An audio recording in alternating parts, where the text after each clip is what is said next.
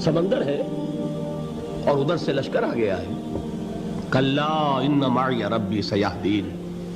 اب دیکھیے ایمان کہہ دینا آسان ہے، ہوا معکم اینما کنتم، جہاں کہیں بھی تم ہوتے ہو اللہ تمہارے ساتھ ہوتا ہے. لیکن اس کا یقین قائم ہو جائے تو زمین و آسمان کا فرق واقع ہو جائے. یہی بات ہوئی. اور آپ کے وہ یار غار ابو بکر صدیق رضی اللہ تعالی عنہ.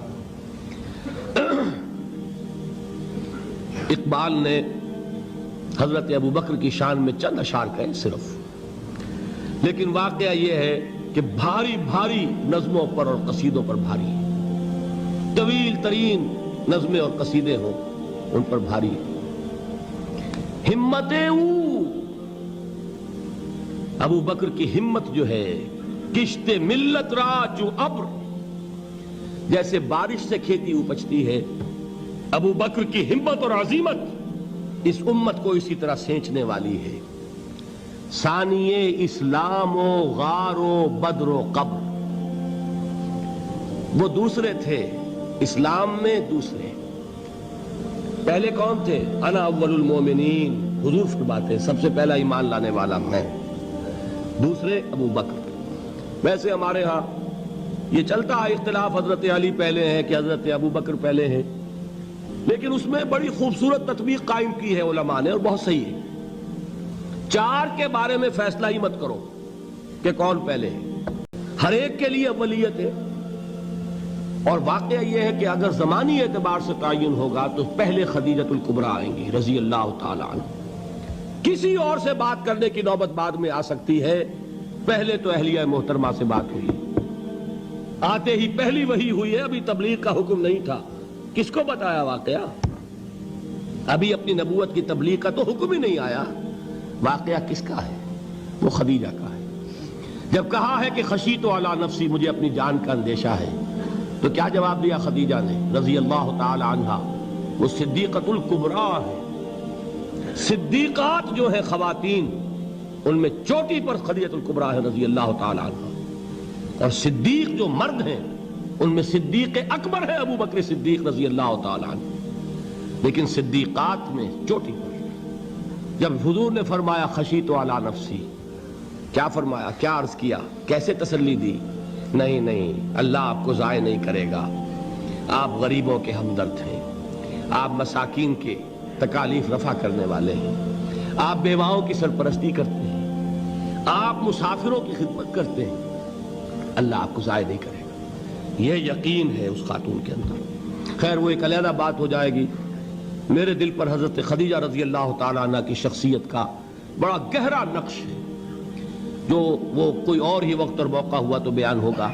بہرحال اقبال نے ایک مصرے میں جو چار اولیتیں جمع کر دی ہیں، ہمتیں کشت امت را چو ابر، ثانی اسلام و غار و بدر و قبر. اسلام میں حضور کے بعد پہلے کون؟ ابو بکر. غار میں حضور کے ساتھ کون؟ ابو بکر. بدر کی رات اللہ کا رسول سربسجود، وہ جھاڑ، وہ گھاس پھوس کی جو جھوپڑی بنائی گئی تھی، اور وہاں تلوار ننگی لے کر پہرا دینے والا کون؟ ابو بکر.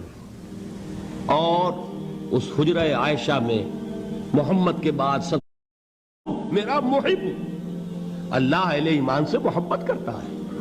واللہ یحب الصادقین، ان اللہ یحب الذین یقاتلون فی سبیلہ صفا کانہم بنیان مرصوص.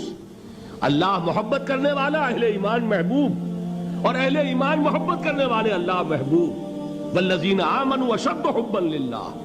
آپ تصور کیجئے جسے یہ رشتہ ایمان یا رشتہ ولایت حاصل ہو جائے، الا ان اولیاء اللہ لا خوف علیہم ولا هم یحزنون. آگاہ ہو جاؤ، اللہ کے دوستوں کے لیے نہ کوئی خوف ہے نہ کوئی حزن ہے. اور میں بیان کر چکا تھا، خوف اور حزن کے خاتمے ہی کا نام امن ہے. زوال خوف، زوال حزن. یہ خوف اور حزن کیوں آتے ہیں بار بار؟ اللہ تخافوا ولا تحزنوا، دونوں آ گئے. الا ان اولیاء اللہ لا خوف علیہم ولا هم یحزنون، پھر وہی دو. وہ کیوں ہے؟ خوف ہوتا ہے کسی مستقبل کی بات کا، یہ نہ ہو جائے، وہ نہ ہو جائے، یہ نقصان نہ پہنچ جائے، یہ تکلیف نہ ہو، یہ غضب نہ آ جائے، خوف ہے مستقبل سے۔ حزن ہے یہ کیوں ہوا، یہ نہیں ہونا چاہیے تھا، یہ میرا فلاں چیز میرے ہاتھ سے جاتی رہی ہے، فلاں موقع نکل گیا، اب بیٹھے ہوئے ہیں اندر ہی اندر کڑ رہے ہیں، صدمہ ہے اور رنج ہے۔ اور جو اللہ پر ایمان رکھتا ہے وہ جانتا ہے ما اصاب من مصیبت فی الارض ولا فی انفسکم الا فی کتاب من قبل ان نبرأها ان ذلک علی اللہ یسیر لکی لا تعصوا علی ما فاتکم ولا تفرحوا بما آتاکم واللہ لا يحب کل مختال فخور۔ اس زمین میں یا تمہاری جانوں میں کوئی تکلیف، کوئی مصیبت نہیں آ سکتی سوائے اس کے کہ جو اللہ نے لکھ دی ہو، اس سے پہلے کہ وہ ظاہر ہو۔ جس کو یہ حقیقت معلوم ہو گئی اس کو یہ طرز عمل اختیار کرنا چاہیے، جو چیز چھن جائے، جاتی رہے، چھوٹ جائے، اس پر افسوس نہ کرو۔ کس نے چھینی؟ دوست نے۔ دوست کے فیصلے پر شکایت، دوستی کو بٹا لگا رہے ہو، سرے تسلیم خم ہے جو مزاج یار میں آئے۔